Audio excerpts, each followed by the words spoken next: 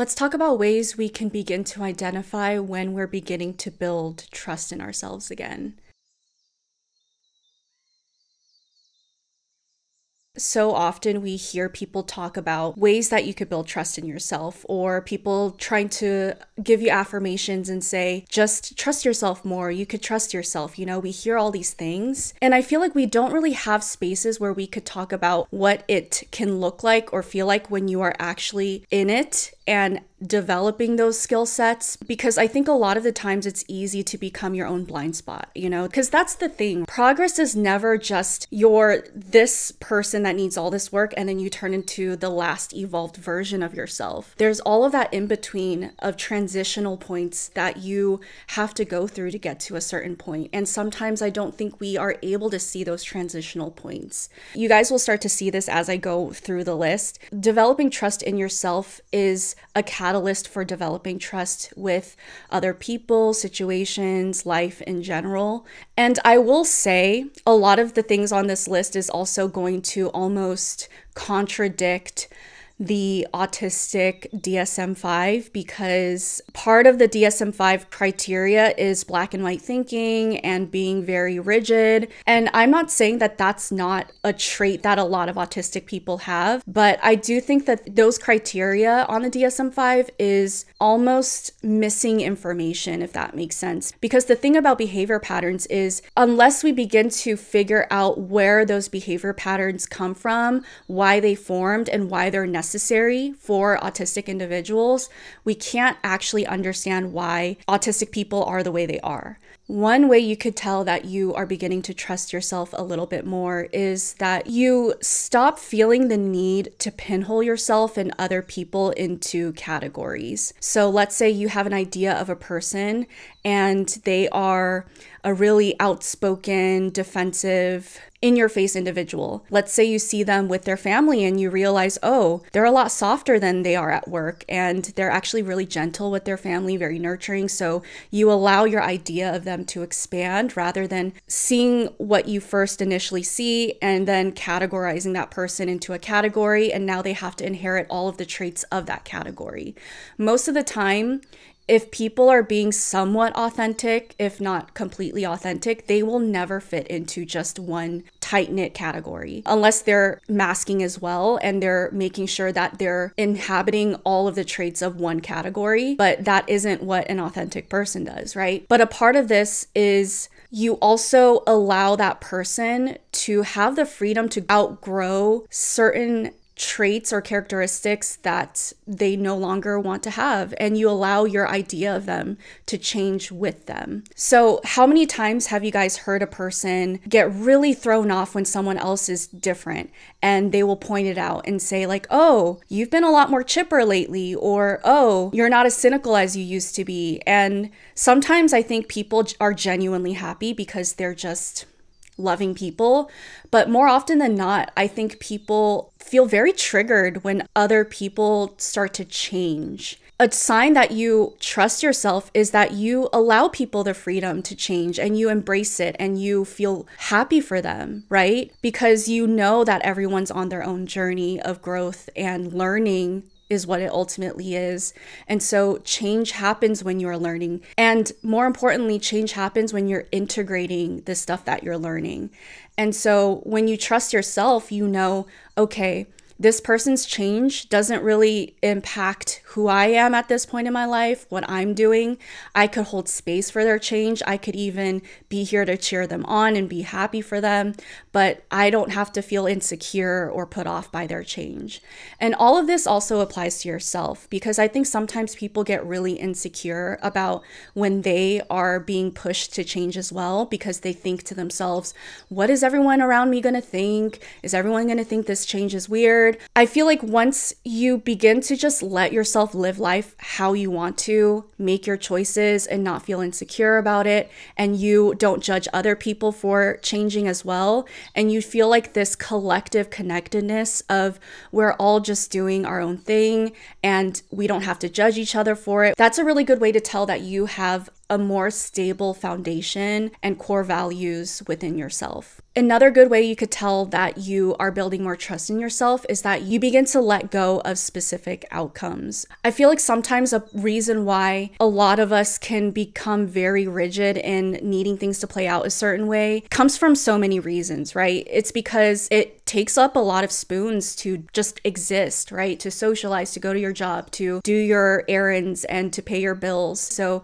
yes, it's a lot more sustainable to be able to do all those things and maintain it when things work out in a way that you can prepare yourself for. A good indication that you're building trust in yourself is knowing that no matter what happens, you are able to navigate it because you are able to practice having your boundaries, being able to say no. You are able to take a step away if you need to. You are able to honor yourself and ask for accommodations and get certain needs met. You are able to regulate yourself and take care of yourself. You reach out to support systems. You have certain hobbies or routines in line. When all of these things in your life begin to balance out more in a way that can actually support you as a human, you naturally begin to feel a lot more open to different possibilities and what that would mean to you. And I think another aspect of this is that you begin to surrender to changes and you are open to the transformation that comes with it. So it's a really common characteristic / trait / symptom of autism to have a really hard time with change and transition. Again, that whole topic is really complex, right? Because yes, I agree with it. I have a hard time with change. I have a hard time with transition. A good example is me moving a few months ago. That is a huge, huge change. The whole moving process took a really big toll on me. My chronic pain got even worse than it was. It was completely exhausting. It uprooted most of my routines. And even settling in, it took me a month to get back to what my normal routines were, even just eating regularly. Mentally and emotionally, I was really excited about the move and enjoying it, but physically, I was going through a lot of turmoil. There's a difference between feeling really uncomfortable with change and still understanding cognitively, you know what, this is something I want for myself. This is something that I'm really happy for and encouraging, even though I feel really uncomfortable. And I think that is that in between that a lot of you may feel, but may not identify is something that you're experiencing, because usually people think that you either love change and you need it and you thrive off of it and you encourage it, and it's this amazing, transformative, stimulating experience, or you're that really rigid person that hates change and wants everything to be the same. You know what I'm saying? And that whole experience is so confusing because when your body is dysregulated in that way, it's easy to feel anxious and panicked, doubt yourself and be like, is this the right choice? I don't know if I like this. So a good indication that you're building trust in yourself is being able to make space for all those parts of yourself. Like, I feel really dysregulated right now. Physically, I feel like my whole world is being uprooted. I'm really scared. My heart's beating fast. My stomach hurts, but I know that this is something that I want in my life and I'm looking forward to it. All right, so this next one is a little bit more abstract, so I'm going to try to explain it the best that I can. Please, I hope you guys can stick with me and follow my train of thought. Another good indication that you are building more trust in yourself is that you stop fearing the future, because you understand that the future you will be able to move through whatever it needs to, however it needs to, in ways that the current you is not prepared for. So, how many times are we thinking about future circumstances that completely knocks the wind out of us because it causes so much anxiety? So, for example, when I was a teenager, and at the time I was an undiagnosed child, so I've been struggling for years, struggling more than my peers. Ooh, that was a rhyme. And I had to think about what it meant to be independent. I was at a point where I was like, I don't know if I could do it. I don't think I can. Objectively, I can't.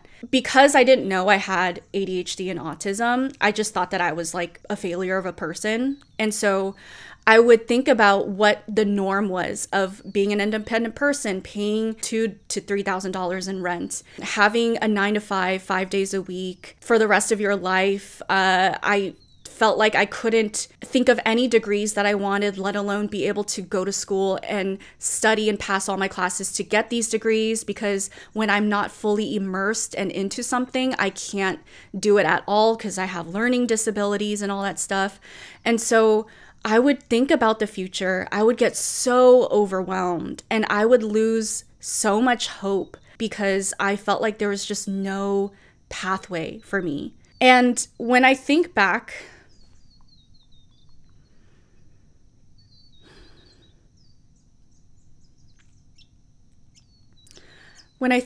to that girl, I just feel so much empathy for her because she spent so many days, so many hours just beating herself up over a future that she was not meant to handle.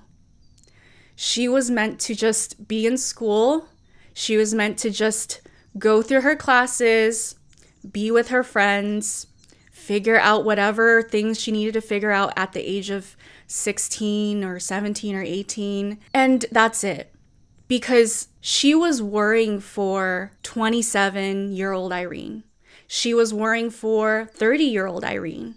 And the truth is, 30-year-old Irene will be able to handle what 30-year-old Irene has to handle. Just like how 27-year-old Irene is able to handle whatever 27-year-old Irene is able to handle. It wastes so much energy and causes so much heartache when, let's say, 16-year-old Irene is thinking about all the ways she can't do what 30-year-old Irene has to do. And so part of, surrendering to different outcomes, part of building trust in yourself is also intrinsically understanding in those moments where you're just spiraling and worrying and you're like, I can't do this anymore.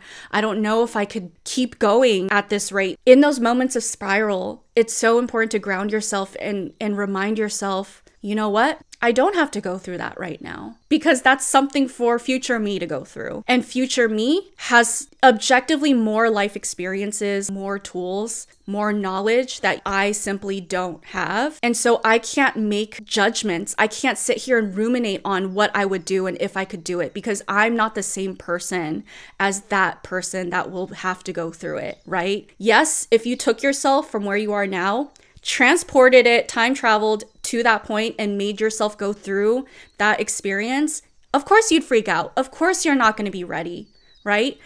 Of course, a 16-year-old cannot fathom and isn't ready to be completely financially independent and be able to support herself on her own. I feel like everything in life changes you, big or small. You can never count on being the same person every single day, let alone for month to month, year to year. Imagine how much time 16-year-old Irene wasted feeling so shitty about herself, only to realize years later as a 27-year-old that I'm sitting here now able to maintain a lot more things than I could have ever envisioned for myself. And that works both ways, it's not just current you worrying about the future. This goes all different directions. So 27-year-old Irene, in many ways, wouldn't be able to objectively go through a lot of the really intense, traumatic things that I've been through as a child and as a teenager. And in many ways, she was able to go through it because kids are so resilient, right? And in so many ways, that child isn't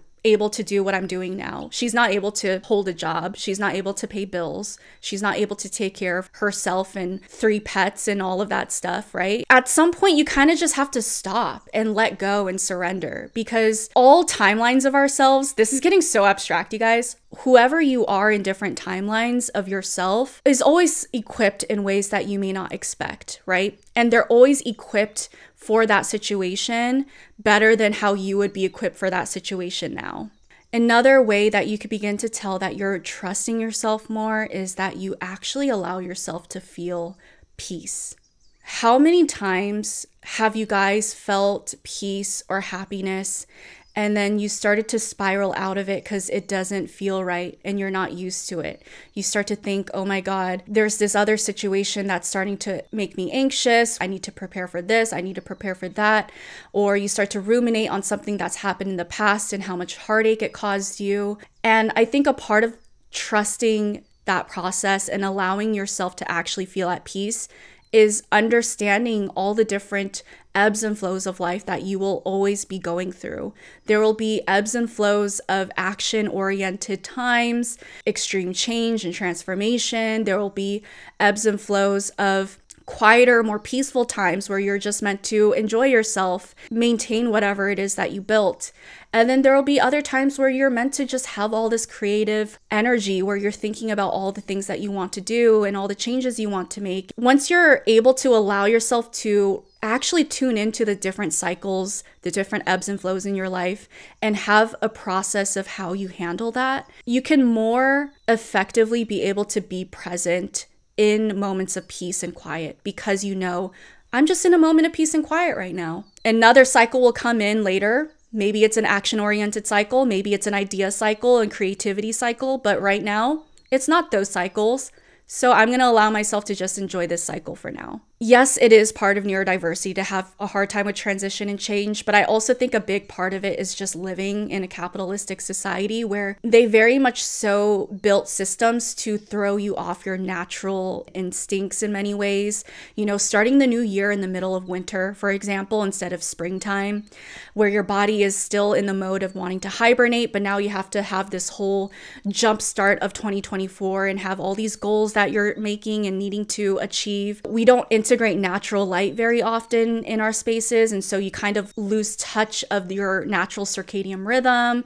So instead of going with the ebbs and flows, we're just always flowing. We're always a stream of river going one way in one direction for the rest of our lives. That's how we're taught to program ourselves. When in reality, it's like the ocean. Sometimes the tide is very high, sometimes it's low, sometimes there's all these big waves, sometimes there's a tsunami, you know, there's all these different options. And I feel like that's how natural life plays out, but our society doesn't support those natural processes. All right, so another sign that you're developing more trust in yourself is that you don't need a resolution right away. So this one's a big one, because on one hand, I feel like a lot of autistic people are the types that need some sort of conclusion, resolution, understanding to be reached before we're ready to move on with interacting with a certain person. Let's say you and someone got in a fight one day, and then the next day they're kind of talking to you like nothing happened.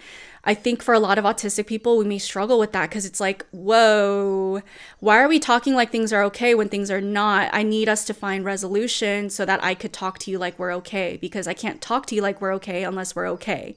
You know what I'm saying? I think a part of this comes from how it's emotionally dysregulating, yes, but also objectively, it's hard to understand how to interact with someone in a certain mode when you're not switched to that mode. Having a resolution would help make that switch for you. But the thing is, yes, ideally, every sort of confrontation will have resolution pretty quickly before people move on. But we don't really live in that type of world where things are that simple, where people are able to talk freely about things and resolve with each other. More often than not, people just move on from it without talking about it and continue on with their lives. This is where the nuance is, because I'm not saying that building trust in yourself means that you are able to do that too, where you don't need a resolution. You could just keep moving on and brush things under the rug, right? What I'm saying is, a part of developing trust in yourself is developing a trusting relationship with the people around you in a way where you know that you guys will find a resolution at the time that is best for the both of you, even though you may not be able to confront things right away with them. I think sometimes when you don't have trust in yourself and the other person and your guys' capabilities to find resolution, you keep wanting to push it. What I used to do is, if I got in a fight with my loved one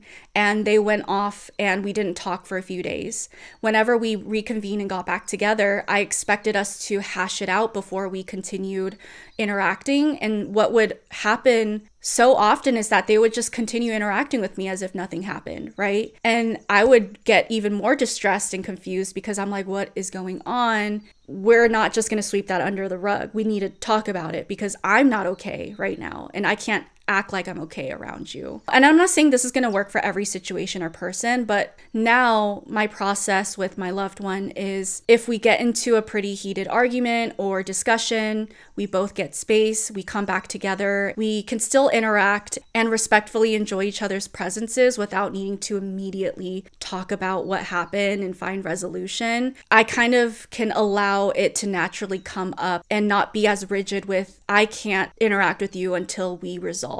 It's like, I could continue to interact with you because I know we will resolve, if that makes sense. But yes, those are some ways you could begin to tell if you are building more trust in yourself. I want you guys to utilize your self-awareness sometimes to realize when you are actually making progress and growing as a person, and not think of yourself as this machine that's just on this never-ending journey of improvement. You are a human being. You are always transforming and evolving, even if it doesn't feel like it. Let me know in the comment section down below which one of these traits do you find yourself practicing, and how does it feel for you to be able to claim that? You know, how does it feel for you to actually say out loud, you know what, I am building trust in myself more than I thought that I was. And if no one has said it yet today, make sure you tell yourself that you're proud of yourself. Thank you guys for tuning in on today's video. Make sure you guys take some time to regulate yourselves today. I'll see you on the next one. Bye, guys.